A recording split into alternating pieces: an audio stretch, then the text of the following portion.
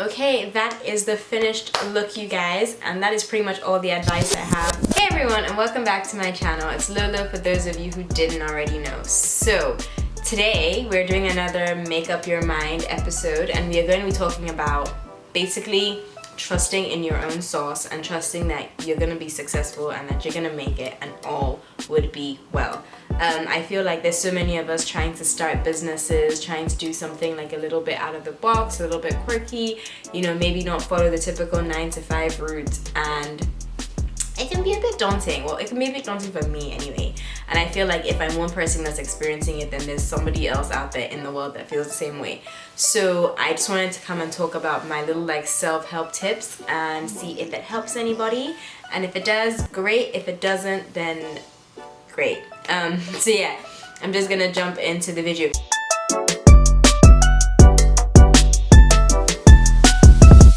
Okay, so first of all, this video, when I decided to make it, it was just really weird and uncomfortable for me because I always say this in my videos, but I've always considered myself a somewhat confident person. And I've never really like struggled with decision making or like worrying about what the public, or like when I say public, I mean like outside people would think about me. But then I realized when I was trying to start my business, which, you know, God willing, before the end of the year, at least one stage of it will be able to take off. But when I was doing all of that, I just realized that I was nervous, I was anxious, you know, and I just was feeling a bit, I guess it's called Imposter Syndrome. Yeah, Imposter Syndrome. And I think it's because, like, I mean, I don't know how long people have been following me here, how long you've been following me on here for, but I was sort of thrown into a little bit of drama online, and so I suddenly had, you know, like a lot more people watching my ish than I did before, and they weren't all of like mind to me. So, you know, I guess I don't know, I guess I sort of got into the heat of the funk and I started getting in my own way. And I describe it as, you know, being aware of your voice or being aware of your gift, but just not really using it. So maybe having a talent that, you know, everyone is like, oh my god, you should really pursue this, but, you know, you're too shy or you just don't know, you know, where to start. That's kind of what we're trying to like get at today. Okay, so my first piece of advice would be find your niche. And I say find your niche in the sense that the reason why I say this is important is because if you're like me, like, I don't like being pigeonholed into anything. So I was like, why can't I do this and do that and do this and do that and basically be all of these people at the same time, but you can't. So, you know, you want to be, especially if you're doing it for money-making purposes, like if you're trying to start a business or something, or you want to be making money through whatever it is that you're doing, then you need to be known for that thing so that people can feel comfortable putting their money into you. So if it's going to be cooking, if it's going to be dancing, if it's going to be rapping, if it's going to be, I don't know, clothes, if it's going to be makeup, beauty, whatever it's going to be, then let that be like the focus and the center of what you're doing, of where or how you're promoting yourself, whether that's social media or, you know, whatever your marketing strategy is. Like, you need to be identifiable as, okay, this is what Lolo does.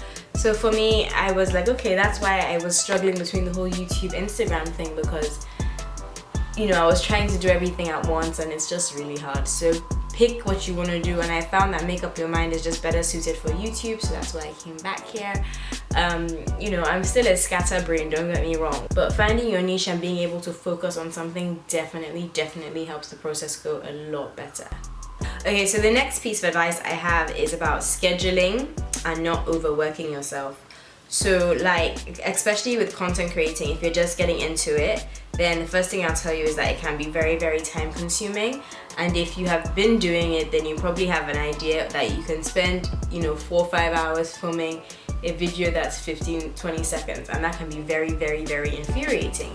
And also a lot of the time you need to, you know, you need to be sort of in a good mood so that you can do what you're doing with some flair and not look so stressed out doing it, right?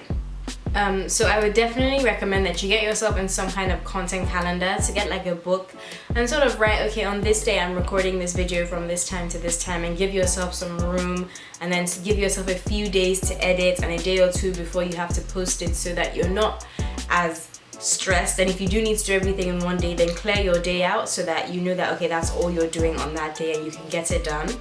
I remember when I was still at my 9 to 5, and I'd be at work and I'd be like, oh, when I get home I want to film this and I'm going to film this and I want to do this. But you know, by the time you wake up early, you get to work, you sit at your office for 10 hours, you get home, you've sat in traffic, you finally get a chance to eat, you're actually quite exhausted. It's not always the best time to film.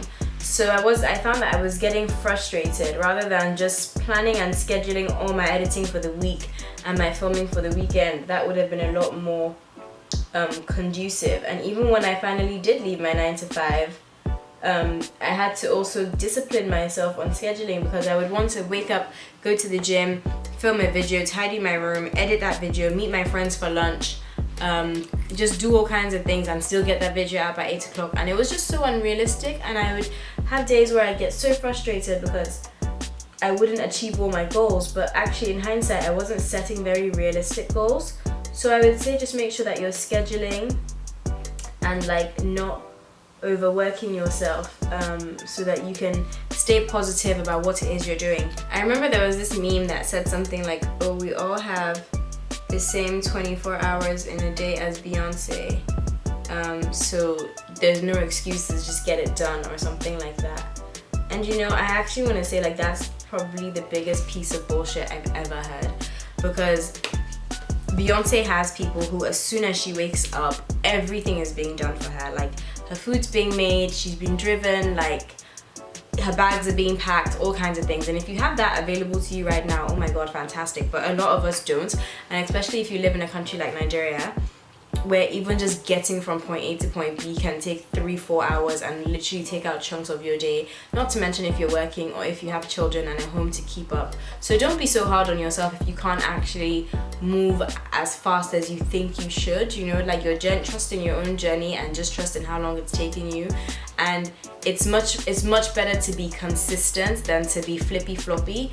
So, you know, it's much better to sort of like say, okay, I can put out a video once a week every week, and do that once a week every week. And the people that like your content know that they can trust you, that once a week every week you will put out that video, rather than saying I'm going to put out a video 3 times a week every week, and then this week is 3 times a week, and this week is 1 time, and this week is not at all. And I'm talking to myself here because that's actually a big mistake and something that I do a lot. But you know, like I said, I know that it's a bad thing, so I'm sharing it with you guys. Okay, my next piece of advice would be to know your audience. And this is something that is actually way harder than it sounds. But you know, I didn't put any primer on.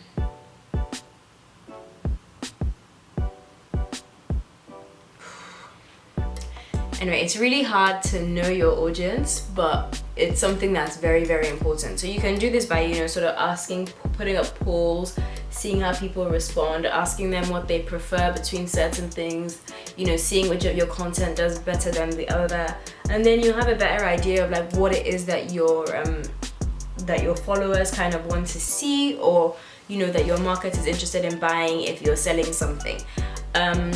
So what I mean is, if you're somebody that people like following you for your recipes because you're a good cook, when you start showing your makeup tips, they may sort of tune out because that's not what they're there for, and vice versa.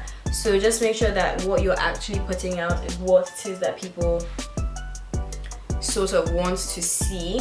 And then sometimes you may just have the wrong type of followers, and you may need to just sort of branch out your Instagram or your YouTube or your Twitter or your website, or you know, maybe your marketing strategy. You may need to hit a different set of people if the people that you're currently sort of speaking to aren't being very responsive.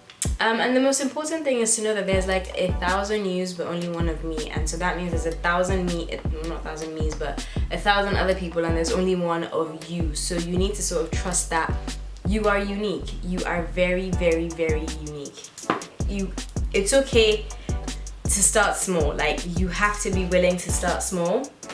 I like to follow like smaller influencers, like micro influencers, just sort of like see what other people are doing, and you know, just see what like my counterparts around the world are doing, and make sure like the content I'm producing is like up to standard and I'm not just basically putting out rubbish.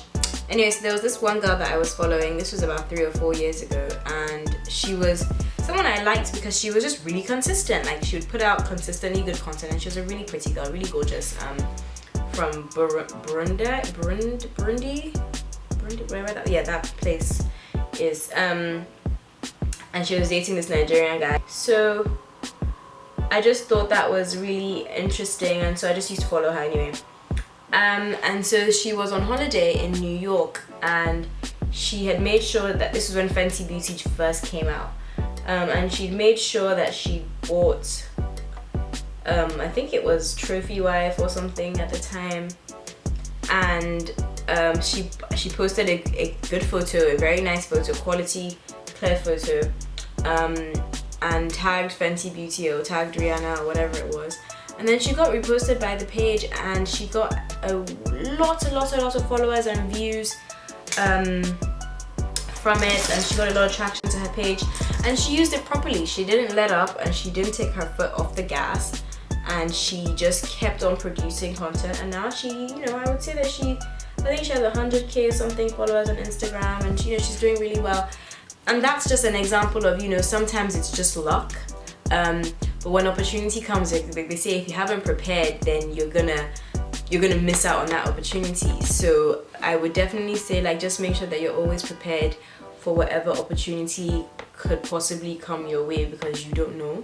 Okay, so I did my lashes, my eyeliner, and just a little bit of an inner glitter off camera because I needed to go close to my mirror.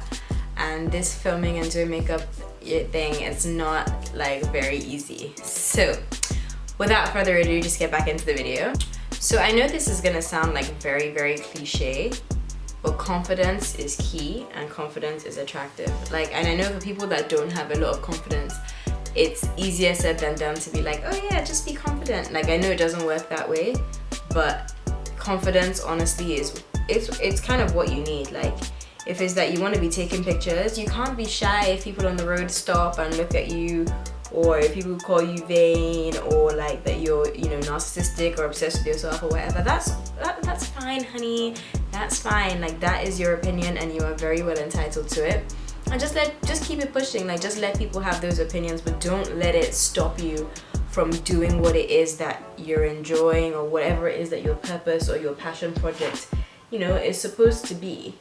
And that's why, you know, it's not, don't worry too much about followers and like how many people like your stuff, and you know, because I know like that can really like affect your confidence and how you feel. But at least in the beginning, that's not really important. Like, you need to worry about how it's translating into sales, and whether or not you're sort of putting yourself in that industry or in that sphere as somebody who should be like reckoned with or recognized.